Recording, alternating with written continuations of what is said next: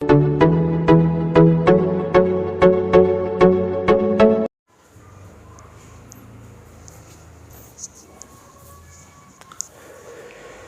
Student, welcome back to my channel या biology आणि it's me Avinash Shingade. आणि या व्हिडिओ लेक्चरमध्ये आपण डिस्कस करणार आहे, जसं की तुम्ही थंबनेल पाहिलं असेल, या व्हिडिओ लेक्चरमध्ये आपण दोन टॉपिक डिस्कस करणार आहे. थंबनेलवर तुम्ही बघितलं असेल, सेल्युलर रिस्पिरेशन आपण कव्हर करणार आहे, जो की one of the most important आणि लास्ट स्टेप ऑफ रिस्पिरेशन आहे. रिस्पिरेशनची जी लास्ट स्टेप आहे ती आहे तुमची सेल्युलर रिस्पिरेशन. ठीक आहे, आपण डिस्कस करू आपण ते काय आहे. ठीक आहे, थोडं स्लो घेऊ आपण. त्यानंतर आपल्याला पाहणार आहे modify respiratory movement. Interested movement आहे, नवीन सिलेबसमध्ये ऍड केलेली मुवमेंट आहे. पहिले पण होती, जो की अपडेट झाल्याच्या नंतर आपल्याकडे होती, पण कोविड-19 ज्यानं तो स्किप झाला होता पोर्शन. बट हा पण पोर्शन आपण खूप इंटरेस्टेड आहे, मजेशीर आहे, मजे घेत शिका, काहीतरी इंटरेस्ट म्हणून शिका, जेणेकरून बायोलॉजीमध्ये तुम्हाला इंटरेस्ट येईल. ठीक आहे, तर या व्हिडिओ लेक्चरमध्ये आपण डिस्कस करणार आहे सेल्युलर रिस्पिरेशन. की सेल्युलर रिस्पिरेशन काय असते. सेल्युलर रिस्पिरेशनच्या टॉपिकमध्येच किंवा म्हणू शकतो की त्याच्या वर्डमध्ये दिलेलं आहे की सेल लेवलवर होणारं जे रिस्पिरेशन राहते त्याला सेल्युलर रिस्पिरेशन असे म्हणतात. ठीक आहे, तर याच्या पहिले मध्ये मेकॅनिझम ऑफ मेन पोर्शन लक्षात ठेवा काय आहे आपला, काय मेकॅनिझम ऑफ रिस्पिरेशन. टोटल तो क्वेश्चन बनू शकतो, म्हणून लक्षात ठेवा की जे की मेकॅनिझम ऑफ रिस्पिरेशन आहे तो टॉपिक आहे. तर मेकॅनिझम ऑफ रिस्पिरेशन मध्ये डिफरंट स्टेप आहे. सगळ्यात पहिले होतं आपलं ब्रीदिंग. ठीक आहे, इन्स्पिरेशन अँड एक्सपिरेशन्स. ठीक आहे, या दोन्ही गोष्टी इन्स्पिरेशन अँड एक्सपिरेशन ब्रीदिंग मध्ये येते. ब्रीदिंग नंतर काय बघितलं आपण, एक्सटर्नल रिस्पिरेशन. ठीक आहे, जे की लंग्स बेसिसवर होत होतं इन डिटेल मध्ये. आणि हे सगळे व्हिडिओ सगळे लेक्चर मी युट्यूबवर अपलोड केलेले आहे. जर कोणी बघितलं नसेल तुम्ही जा, प्लेलिस्ट त्याची तयार करायची आहे. 1-2 दिवसामध्ये मी प्लेलिस्ट तयार करतो. बट तुम्ही व्हिडिओमध्ये जर गेले माझ्या ID मध्ये जाऊन व्हिडिओमध्ये, तर तुम्हाला सगळे व्हिडिओ भेटून जातील. ठीक आहे, एक्सटर्नल रिस्पिरेशन होता. एक्सटर्नल रिस्पिरेशन नंतर काय तुमचा इंटरनल रिस्पिरेशन. ठीक आहे, ज्याने केले असेल त्याला सगळ्याला माहिती आहे. इंटरनल रिस्पिरेशन आपण इन डिटेलमध्ये आपण डिस्कस केलेलं आहे. त्याच्यामध्ये ऑक्सिजन ट्रान्सपोर्टेशन, CO2 ट्रान्सपोर्टेशन, सगळ्या गोष्टी इन डिटेलमध्ये केलेल्या आहेत. तर सगळ्यांना रिक्वेस्ट आहे, ज्याने नसेल बघितलं ते जाऊन नक्की तुम्ही त्याला व्हिजिट करा आणि तुमचे कॉन्सेप्ट क्लिअर करून टाका. ओके, चला मग जास्त टाइम न वेस्ट करता आपण काय डिस्कस करणार आहे, सेल्युलर रिस्पिरेशन डिस्कस करणार आहे. ओके, चला मग पाहू आपण सेल्युलर रिस्पिरेशन काय असते. तर सेल्युलर रिस्पिरेशन बेसिकली कोणाच्या भरोशावर राहते, तुमच्या सेलच्या भरोशावर. सेलच्या भरोशावर म्हणजे सेलच्या लेवलवर राहते. सेल लेवलवर होणारं जे रिस्पिरेशन आहे त्याला सेल्युलर रिस्पिरेशन म्हणतात. सेलच्या अंदरमध्ये होणारं रिस्पिरेशनला आपण सेल्युलर रिस्पिरेशन असे म्हणतात. ठीक आहे, काही बेसिक टर्म तुम्हाला जे बेसिक गोष्टी आहे जे की तुम्ही विसरले असतील, याच्यासाठी मी तुम्हाला माहिती आहे की एवढी जागा आपल्याला यूज करण्यासाठी आहे. याच्यावर मी तुम्हाला क्लिअर करून देतो की आपल्याला काय आहे. बघा, पोर्शन काय होतं आपल्याला रिस्पिरेशनचा. कशाचा, तुमच्या रिस्पिरेशनचा. आता हे जे रिस्पिरेशन आहे याचं बेसिकली करण्यामागचा काय उद्देश आहे की आपल्याला एनर्जी डेव्हलपमेंट झाली पाहिजे. जे की आपल्याकडे कोणती एनर्जी आहे, जे की आपले ग्लुकोज आहे, आपल्याला C6H12 आणि O6 याला आपल्याला कशामध्ये कन्वर्ट करणे, आपल्याला ATP मध्ये, अडेनोसिन ट्रायफॉस्फेट मध्ये आपल्याला कन्वर्ट करणे. ज्यावेळेस आपण फर्स्टली डेफिनेशन बघितली होती त्यावेळेस. आता लास्ट मध्ये डेफिनेशनच्या इकडे पण यावं लागेल आपल्याला की रिस्पिरेशनचा फायनल जो मोठा फायनल जो रिझल्ट राहतो तो राहतो आपला ATP, अडेनोसिन ट्रायफॉस्फेट आपल्याला बनवायचा आहे. ज्याला आपण काय म्हणतो की करन्सी, बेसिकली काय म्हणतात, एनर्जी करन्सी ऑफ सेल. काय म्हणतात त्याला, एनर्जी करन्सी ऑफ सेल. आपल्या सेलमध्ये पैसा चालत नाही, तिथं कोणती करन्सी चालते, ATP करन्सी चालते. त्याच्याकडे जर ATP असेल त्याला ATP द्या, ते सेल फंक्शन करतील. आलं का लक्षात. जर ते त्याच्याकडे ATP नसेल तर ते सेल फंक्शन करत नाही. आणि तुम्हाला माहित आहे की आपलं जे युनिट आहे ते सेल आहे, ज्याच्या भरोशावर आपलं टोटली स्ट्रक्चर पण आणि फंक्शन पण त्याच बेसिसवर चालते. तर या लेक्चरमध्ये आपण पाहणार आहे की ATP कशा पद्धतीने फॉर्मेशन्स होते, या सगळ्या गोष्टी आपण डिस्कस करणार आहे. तर रिस्पिरेशनचा फायनल मोठा होता. ठीक आहे, आपण तुम्हाला माहित आहे की ग्लुकोज कशा पद्धतीने घेतलेला आहे, कशाच्या सहाय्याने, तुमच्या फूडच्या सहाय्याने. ठीक आहे, फूड आपण कन्झ्युम केलं आणि कन्झ्युम केल्यानंतर जे ट्रान्सपोर्टेशन माध्यम आपल्या याच्यामध्ये अवेलेबल आहे, ज्याला आपण ब्लड म्हणतो. काय म्हणतो, ब्लड. तुम्हाला माहिती आहे ट्रान्सपोर्टेशन झालं, याच्यापासूनच गॅसेस ट्रान्सपोर्टेट पण झाले, ऑक्सिजन आणि CO2, हिमोग्लोबिन सगळ्या गोष्टी जे आहे, हिमोग्लोबिन जे आहे त्याच्या through oxygen transportation, CO2 transportation, various गोष्टी आपण केलेल्या आहे. त्याच्याच थ्रू ग्लुकोज एनर्जी पण जाईल.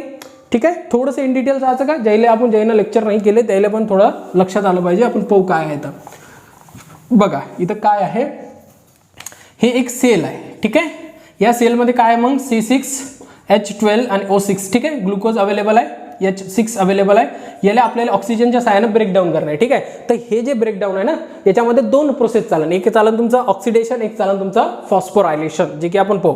मग याला ब्रेकडाऊन करणे आपल्याला कशाच्या सहाय्यानं, ऑक्सिजनच्या सहाय्यानं, ज्याला आपण ऑक्सिडेशन पण असे म्हणतात. ठीक आहे, ब्रेकडाऊन करणे. ब्रेकडाऊन केल्यानंतर याच्यापासून काय काय निघन, सगळ्यात पहिले निघन CO2, नंतर काय निघन तुमचं H2O, वॉटर मॉलिक्यूल पण निघन, 6 मॉलिक्यूल ऑफ, आणि त्यानंतर याच्यापासून काय निघन तुमचं ATPचं फॉर्मेशन, जे की 36 या 30 ATPचं फॉर्मेशन केल्या जाईल. काय केलं जाईल? तुमचं फॉर्मेशन केल्या जाईल. तर हे जे प्रोसेस आहे सेलच्या अंदरमध्ये, पहिले तर आपण ऑक्सिडेशन पाहू, म्हणजे ऑक्सिजन सप्लाय करणे, त्यानंतर काय ॲडिशन ऑफ ऑक्सिजन, पहिले ॲडिशन ऑफ ऑक्सिजन करा, त्यानंतर त्याच्यामधून जे एनर्जी निघन, ब्रेकडाऊन ज्यावेळेस होईल याचं, त्याच्यापासून एनर्जी ज्यावेळेस निघन, त्याच्यानंतरची जी प्रोसेस आहे ते म्हणजे फॉस्फोरायलेशन. ते फॉस्फोरायलेशन आपण पाहणार आहे. क्लिअर? ठीक आहे. जे कॉन्सेप्ट स्टार्ट होईल त्यावेळेस मी स्लो घेतो. ठीक आहे. आता आपण स्लो पद्धतीने शिकू. काय आहे तर बघा, सेल्युलर रिस्पिरेशन काय असते बघा. काय म्हटलेलं आहे? It is the last step taking place inside the cell. ठीक आहे. पहिली गोष्ट काय, कोणती प्रोसेस आहे? लास्ट प्रोसेस आहे. पहिली काय होती? Breathing, external respiration, internal respiration आणि सेल्युलर रिस्पिरेशन म्हणून लास्ट स्टेप आहे. कुठं होत असते? इनसाइड द सेल, सेलच्या अंदरमध्ये. क्लिअर? त्यानंतर वेअर फूड. ठीक आहे. फूड काय म्हटलं आहे बघा, where food is oxidise. Food काय होणार आहे? ऑक्सिडाइज होणार आहे. दिसते तुम्हाला? हे दिसते तुम्हाला फूड. फूडला ऑक्सिजन आपण ऍड केलं, addition of oxygen, it is called as oxidation. आणि त्यानंतर त्याचं काय केलं जाईल? ब्रेकडाऊन केलं जाईल. तर मग काय केलं जाईल? फूड इज ऑक्सिडाइज केलं जाईल, ऑक्सिजन सप्लाय केला जाईल अँड ATP इज जनरेटेड. अलग लक्षात, आपल्या फायनल रिझल्ट काय आहे? आपल्याला काय बनवणं आहे? ATPचं फॉर्मेशन करणे आहे. ओके, क्लिअर झालं इथपर्यंत? ठीक आहे. त्यानंतर बघा ऑक्सिडेशन. याच्यात सेल्युलर रेस्पिरेशनचे किती स्टेप आहे? 2 स्टेप. फर्स्ट आहे तुमचं ऑक्सिडेशन, सेकंड आहे तुमचं फॉस्फोरायलेशन. फॉस्फोरायलेशनचा पण मिनिंग मी सांगतो तुम्हाला काय असते. तर पहिलं ऑक्सिडेशनचं बघा. ऑक्सिडेशनची डेफिनेशन सांगतो तुम्हाला. ॲडिशन ऑफ ऑक्सिजन, ज्यावेळेस ऑक्सिजन ऍड केल्या जाते त्यावेळेस आपण ऑक्सिडेशन असे म्हणतात. त्यानंतर फूडचं ब्रेकडाऊन केल्या जाते. अलग लक्षात, ब्रेकडाऊन ऑक्सिजनच्या सहाय्याने ब्रेकडाऊन केल्या जाईल. ऑक्सिडेशन बघा, breaking down of complex organic molecule into the simple inorganic molecule. Clear झालं? जे की तुमचं फूड आहे, जे की काय तुमचं कॉम्प्लेक्स ऑर्गॅनिक मॉलिक्यूल आहे, कॉम्प्लेक्स आहे ते, त्याच्यामधून कशामध्ये कन्वर्ट करणे आपल्याला? सिंपल इनऑर्गॅनिक मॉलिक्युल्स मध्ये आपल्याला काय करणार आहे? कन्वर्ट करणे आहे. आणि ज्यावेळेस त्याला आपण ब्रेकडाऊन करू, बेसिकली कन्वर्ट करणे म्हणजे ब्रेक करणे, त्याला ब्रेक ज्यावेळेस केलं जाते त्याच्यापासून काय रिलीज होते? हीट एनर्जी रिलीज होणार. ठीक आहे. त्याच्यामध्ये एनर्जी आहे, जसं की तुम्हाला फूड आहे, फूडमध्ये काय एनर्जी आहे, ते एनर्जीला आपल्याला रिलीज करणं आहे. ते हीट एनर्जीच्या फॉर्ममध्ये रिलीज होते. क्लिअर? आता हीट एनर्जीच्या फॉर्ममध्ये रिलीज झाल्यानंतर बघा हे रिएक्शन्स काय आहे तुमचा? C6H12 आणि O6. ठीक आहे. ग्लुकोज आहे मी दिलेलं इथं, C6H12O6 जे की ग्लुकोज आहे, ज्याला काय केलं आपण? ऑक्सिडाइज केलं. काय केलं? ऑक्सिडाइज म्हणजे ॲडिशन ऑफ ऑक्सिजन.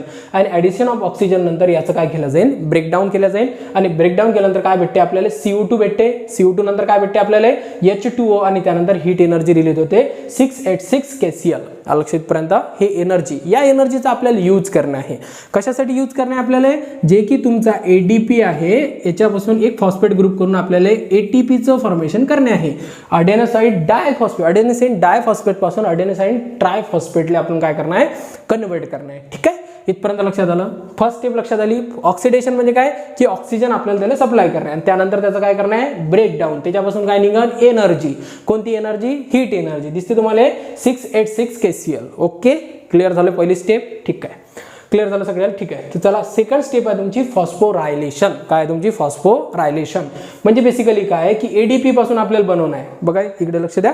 ADP पासून आपल्याला काय बनवणं आहे? ATP. काय फरक आहे ADP आणि ATP मध्ये? याच्यामध्ये जर 2 फरक जर तुम्हाला लक्षात आले तर तुम्हाला सगळं म्हणजे सरळ हे स्टेप लक्षात येते की फॉस्फोरायलेशन काय राहते. ठीक आहे. काय म्हटलं आपण? अडेनोसिन डायफॉस्फेट. इथं किती फॉस्फेट आहे? 2. डाय म्हणजे काय होते? 2. अडेनोसिन इथं काय झालं? ट्रायफॉस्फेट. ट्राय म्हणजे काय होते? 3. म्हणजे इथं किती फॉस्फेट आहे? 2. इथं काय आहे तुमची 3. म्हणजे बेसिकली काय करत आहे आपण? फॉस्फेट ग्रुप त्याच्यामध्ये ऍड करत आहे. ठीक आहे.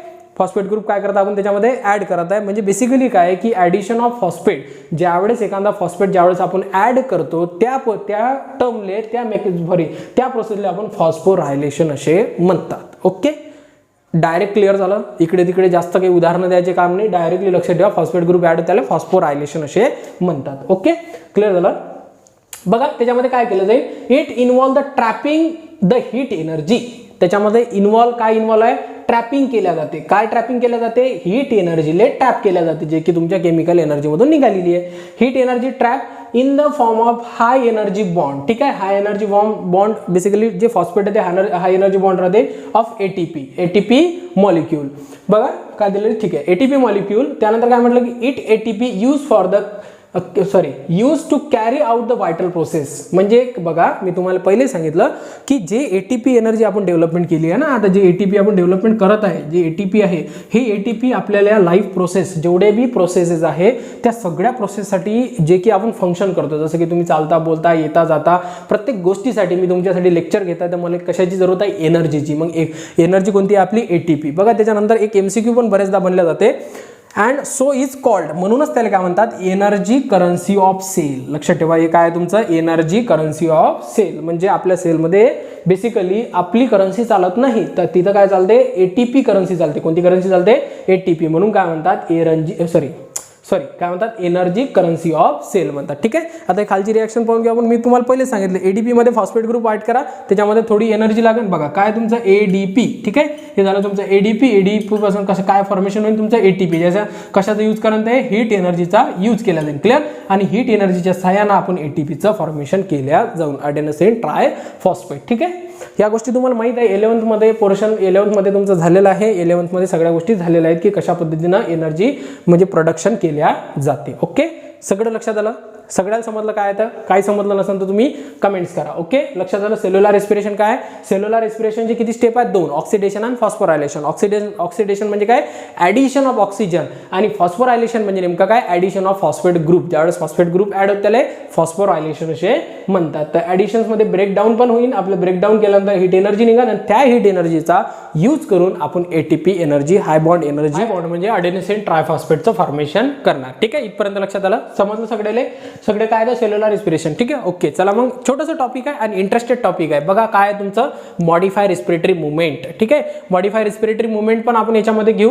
म्हणजे काय होईल की तुमचं लेक्चर छोटंसं टॉपिक आहे जे की आपण या लेक्चरमध्ये इन्क्लूड केले गेलेलं. ठीक आहे, हे थोडंसं मी रफ करून टाकतो काय आहे तर बघा.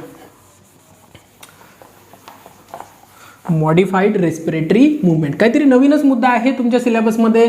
नवीन टॉपिक हा दिलेला आहे मॉडिफाईड रेस्पिरेटरी मुवमेंट. ज्यावेळेस हा नवीन सिलेबस सोबतच इन्क्लूड झालेला आहे, पण कोविडमध्ये हा जो पॉईंट आहे हा पॉईंट स्किप केला होता. ठीक आहे, तर तुमच्या चालू इयरमध्ये तर सगळ्याला लागू आहे पोर्शन जे की इम्पॉर्टंट. ठीक आहे, थोडं पण मजेशीर टॉपिक आहे. पाहून घ्या काय आता मॉडिफाय रेस्पिरेटरी मुवमेंट, काहीतरी नवीन टॉपिक आहे. काय म्हटलं त्याच्यामध्ये बघा की सम रिस्पिरेटरी मुवमेंट म्हणजे काही जे रिस्पिरेटरी मुवमेंट राहतात are the different from the normal respiratory movement. ठीक आहे, म्हणजे काय म्हटलेलं आहे की जे रिस्पिरेटरी मुवमेंट, जे सम रिस्पिरेटरी मुवमेंट राहतात ते नॉर्मलपेक्षा वेगळे राहतात.